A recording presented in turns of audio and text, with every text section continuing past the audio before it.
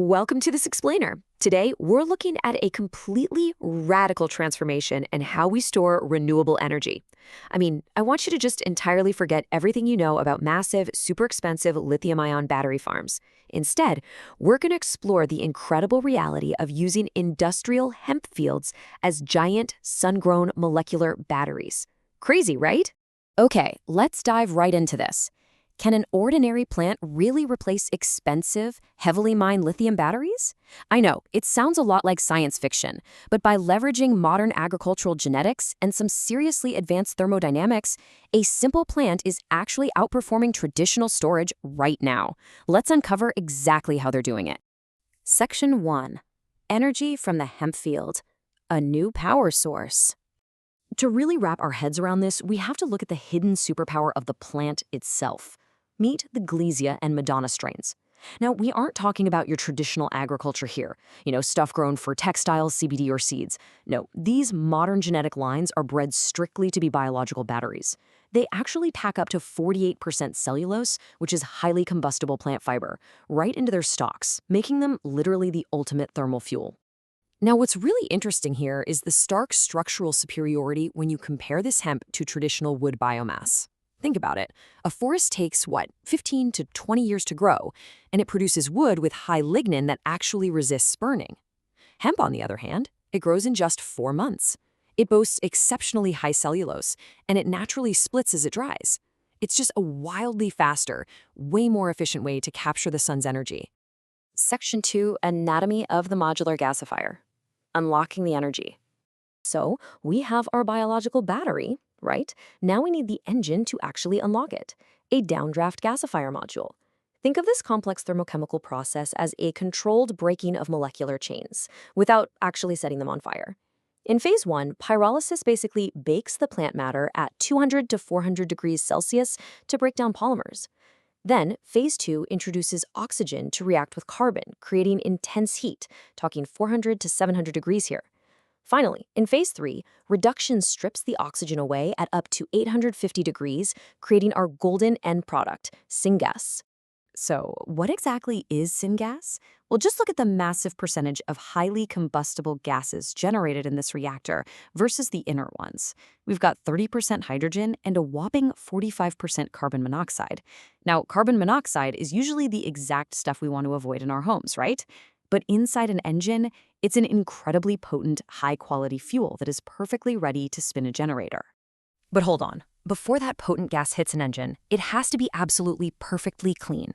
This 4-stage filtration process is literally the lifeblood of the whole system. You've got the primary cyclone, a wet scrubber, an absorption carbon filter, and finally a microfilter working together in real time. They strip out every single trace of heavy tar and ash. Because without this strict filtration, that syngas would destroy an engine in hours. With it, though, the engine absolutely purrs. Section 3. Kilowatts instead of batteries. Power on demand. Let's shift gears to the macro level for a second and look at the massive paradigm shift we really need to wrap our heads around. Energy is securely stored in dried biomass pellets, not in expensive, heavily degrading lithium batteries. Those dried hemp stalks, they are perfectly safe, storable molecular batteries. They don't lose their charge over the winter, they aren't going to spontaneously catch fire, and they provide true, reliable off-grid autonomy right there on the farm. And just to prove how reliable this system really is, consider how an 18-kilowatt gasifier module easily handles a typical rural workshop's electrical demands. A constant background load is just 2 to 3 kilowatts. Periodic stuff like welding pulls maybe 8 to 12. And even your massive, sudden 15-kilowatt peak loads, they're completely, smoothly handled by the stable output of the gasifier. It is literal power on demand. And the scale of this is just staggering. To put it into perspective, just 1 single hectare of this Glesia crop provides enough continuous, reliable power for an entire off-grid workshop for 80 to 100 days straight. You grow 2 or 3 hectares and you are entirely 100% energy independent for the whole year. No grid required. Section 4, Carbon Negative Math, the ecological loop. Now, this is where the ecological and the financial numbers really come together. So the crucial point here is the absolute pain of standard electricity costs. In parts of Europe, drawing power from the central grid is going to cost a rural business an average of 35 euro cents per kilowatt hour. That adds up incredibly fast and just eats directly into operational profits. But with this gasification system, 5 euro cents. That is your cost per kilowatt hour when generating your own power through hemp gasification. You are looking at a massive 70 to 85% cost savings simply by utilizing your own locally grown biomass. It's a total game changer. And it's not just about money. This builds an incredible closed-loop ecological system. In year one, the hemp is grown, actively pulling CO2 from the air. It's then gasified, and the leftover biochar goes right back into the dirt as fertilizer. Then, in year two, you plant winter wheat on that exact same enriched soil. By autumn of year two, this whole closed-loop system has actively pulled 10 to 30 tons of CO2 completely out of the atmosphere. This 10-year chart really puts it all into perspective. Using a diesel generator is terribly polluting. We're talking plus 380 tons of carbon.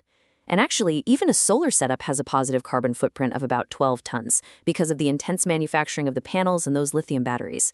But hemp gasification, negative 85 tons. This carbon-negative reality means farmers can actually earn highly profitable carbon credits, far outperforming even solar setups. Section 5, Scaling Independence. The community microgrid. We've seen how brilliantly this works for one farm, but what happens when we zoom out a bit? Enter the community microgrid model. By uniting, say, 10 to 15 farms, rural communities can actually pool their resources. They share a centralized 40 to 50 kilowatt station and just evenly split that initial capital cost. So instead of everyone buying their own expensive battery banks, they pool their sun-grown hemp stocks to build incredibly resilient, fully off-grid local energy networks. I want to leave you with this final, genuinely provocative thought from our sources. Energy is stored not in batteries, but in dry biomass. It completely challenges our modern reliance on mined metals, doesn't it? If a simple, fast-growing plant can provide clean, cheap, and entirely storable energy, isn't it time we rethink everything we know about renewable power? Thank you so much for joining me on this explainer. I really hope this sparks your curiosity as much as it did mine.